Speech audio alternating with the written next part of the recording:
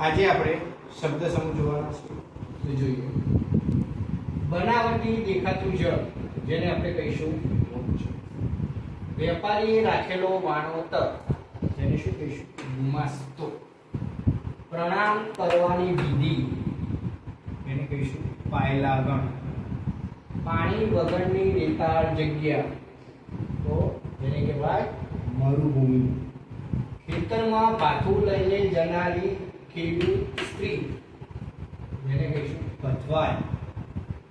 જેનો નાશ ન થાય તેવું, જેનો નાશ ન થાય તેવું અવિનાશી, અમર. અવિનાશી, અમર પણ. કમળ જેવી આંખો વાળી, કમલાક્ષી. પહેલી વાર પરણનાર ઉમેદવાર, કુંવારો.